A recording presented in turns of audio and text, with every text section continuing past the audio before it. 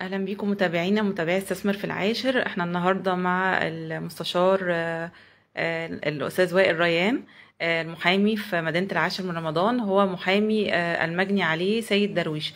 سيد درويش ده اللي ما يعرفوش هو حلاق في مدينه العاشر من رمضان. قتل اثناء عمله في محله، محل اسمه سندباد، في شارع المجاوره 7 في شارع الأندلس. طبعا هو قتل على يد واحد كان شغال معاه، وطبعا طلع إشاعات كتير وطلع حكايات كتير إن بسبب الخلاف على الأموال وخلاف على يعني أموال قديمة والكلام ده كله. بس احنا وضحنا كلام زوجته سابقا، ووضحنا اللي قالته إن هو ما كانش فيه أي أموال سابقة أو خلاف بين المجني عليه والمتهم. معانا النهاردة أستاذ وائل ريان هيوضح لنا مجريات القضية، وهيوضح لنا القضية وصلت لفين. وهو احنا في الأول بنشكره على تطوعه للدفاع عن يعني عن سيد درويش، وإن هو كمان بدون مقابل، وده لوجه الله، وده يعني لأسرته، وان هو يساعد اسرته في الحصول على حقه. اهلا بحضرتك استاذ وائل، وبنشكر حضرتك مره تانية على قبول القضيه واستجابتك لاستثمر في العاشر، وقبول القضيه من اهل المجني عليه. قول لنا بقى يعني حضرتك يعني اول عملتوا ايه في الاول، او زوجته جت عملت ايه؟ او هو حضرتك هم طبعا بعد دخول حضرتك واستثمر في العاشر تواصلوا معايا، وجت حضرة الزوجة وشقيقه الأستاذ علاء وعمل التوكيل، ورحنا النيابة العامة سألنا كورثة المجني عليه الزوجة، وكان معاها طفلتها رضيعة ومعاها أطفال تاني. منظر هم عنده 3 أطفال يعني صغار. منظر مؤسف جدا لما يكون معاها رضيعة على كتفها ويكون بهذا الشكل بهذه الوحشية، وتيجي تسالت في النيابة العامة.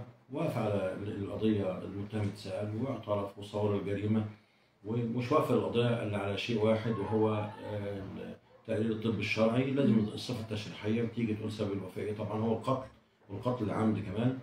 فموضوعها خلاص، وهو قريبا في القريب العاجل في خلال 15 يوم هيمضي إحالة، وبعدها بجلسة على طول، جلسة سريعة، وتكون جلسة محاكمة سريعة، وإن شاء الله تكون ناجزة وعادلة بفضل الله سبحانه وتعالى، وياخد اعدام، لان ده عقوبتها الاعدام، لان ده قتل عمد مع سبق الاصرار والترصد. تمام.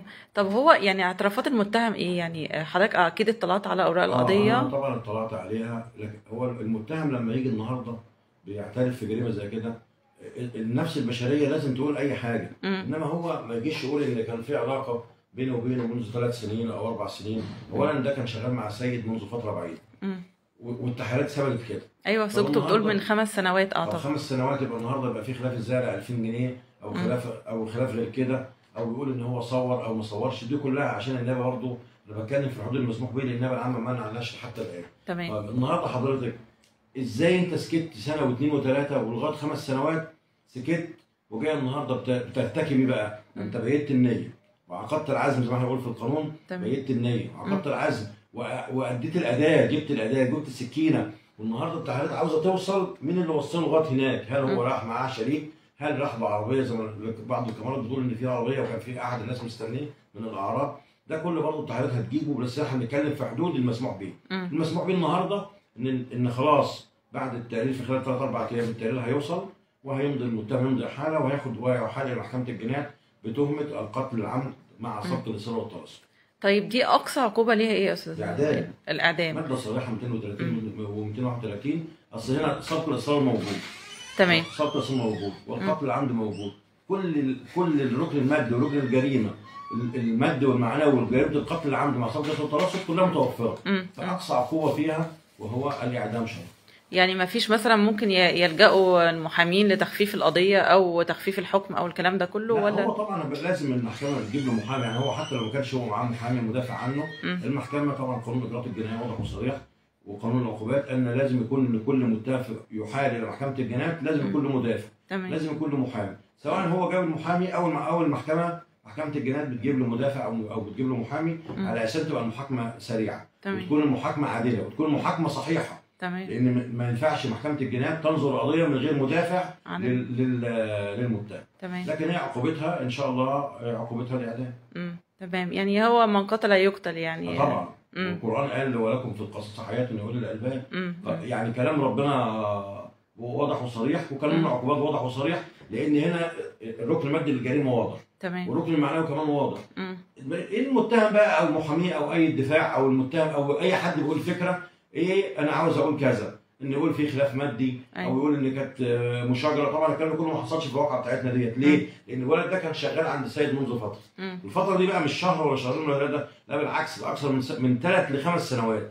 يبقى ولا في نزاع مادي ولا في خلاف على صوره ولا في خلاف على فلوس، لا بالعكس، ده انت قعدت الفتره دي كلها واتصلت بيه وخرجته بره المحل وطعنته مره واثنين وثلاثه. يعني هي النيه هنا مبيته، ومشيت المسافه دي كلها ومعاك سلاح معاك اداه، لذلك عقوبتها الاعدام ان شاء الله. وده كله يعني موثق بالكاميرات واللي كانت موجوده قدام بالكاميرات وتحالات المباحث، وما زالت التحالات النهائيه بتوصل دلوقتي.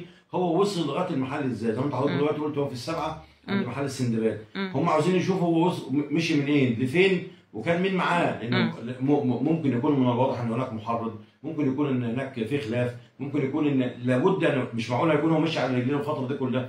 يقال ان هناك سياره ويقال ان هناك موتوسيكل. كل التحالات المباحث ما بتخليش حاجه. يعني الامن في العاشر من رمضان على قد ما هي جريمه بشعه وجريمه حصلت في النهار في العاشر من رمضان اللي هي البلد الصناعيه المفروض نكون متفوقه في الصناعه، هزت المدينه كلها. ليه؟ ما فيش كده، المفروض عندنا ما فيش كده، بالعكس احنا عندنا الطمأنينة، عندنا الامان. انما توصل لكده ويكون شغال عنده وكان معاه ويمد ايد الغدر ان هو يقتله، دي حاجه طبعا صعبه جدا. احنا برضو عايزين بس احنا عايزين برضو نوجه الشكر لرؤساء المباحث هنا في العاشر من رمضان لسرعه ضبط المتهم بصراحه. يعني يتحركوا كريم بيه ومحمد بيه عبد الغفار بسرعه. يعني كل الناس بصراحه بعتوا لنا كمان اتحركوا ممتازه. كريم بالعمري من اشطر وانقى رؤساء المباحث على مستوى الجمهوريه. فعلا متعاون جدا. وطبعا محمد بيه عبد الغفار راجل محترم. وكمان محمود بيه الشاهد انتقل، يعني يعني اشرف بيه قاسم في ثالث انتقل، ومحمود بيه الشاهد في اسم ثاني انتقل، وكريم بيه العمري بروكل بمحمد بيه صلحي بيحيى بيه هارون، كل ده انتقل. ليه؟ وحدات المباحث كلها انتقلت. ليه؟ لان الجريمه دي اهتزت، جريمه بشعه، فكان لازم بالسرعه ان هو يقدروا يقبضوا عليه. لذلك عشان الدنيا كمان تهدى، الشارع كمان يهدى، عشان كمان الجريمه دي كمان ما تحصلش تاني في مدينه العاشر من رمضان. فعلا يعني هي دي تعتبر جريمه بشعه في وسط النهار. ويعني هي اعتقد ان مدينه العاشر ما بتشهدش الجرائم دي او ما فيهاش. طبعا في العاشر دي بتبقى حاجه بسيطه. يعني جريمه القتل ما عهدناهاش في العاشر بهذه الصوره. وحتى لو في جريمه مره واثنين وثلاثه ما تجيش بهذه الوحشيه.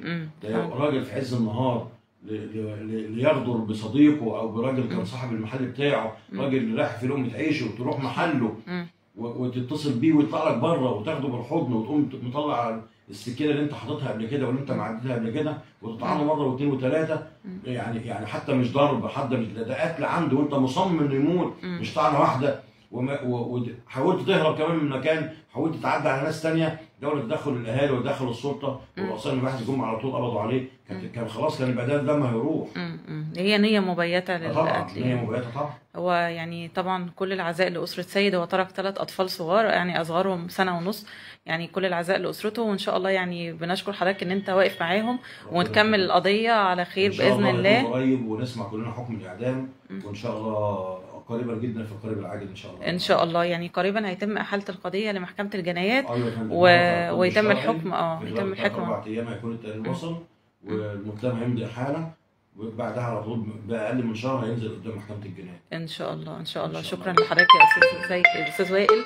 ويعني نتمنى ان شاء الله ان نتابع مع حضرتك التفاصيل القضيه، وان المتهم ان شاء الله يعني اسرته يكون نارها تبرد شويه بعد الحصول على حكم الاعدام للمتهم. كان متعب جدا وهي جايه من 3-4 ايام وطفلتها رضاعه على كتفها، واخوه اللي لغايه دلوقتي مش مصدق، بيقول لي انا مش مصدق لغايه النهارده. دخلنا عند النائب علي بيه راجل محترم، دخلنا عنده وبيسال الست. حاجه محزنه لما تكون طفله 1 سنة و4 شهور ولا 1 سنة و5 شهور لسه بترضع، تطلع يتيمه في اول حياتها كده، حاجه صعبه جدا. وربنا ان شاء الله يقدر يساعدنا ونجيب حقه ان شاء الله. كل الشكر لحضرتك استاذ وائل، وموفق ان شاء الله في القادم باذن الله. شكرا لحضرتك. كان معانا استاذ وائل ريان المحامي في مدينه العاشر من رمضان، ونشكره طبعا على تولي قضيه سيد درويش، وان شاء الله قريبا يتم الحكم على المتهم. شكرا جزيلا.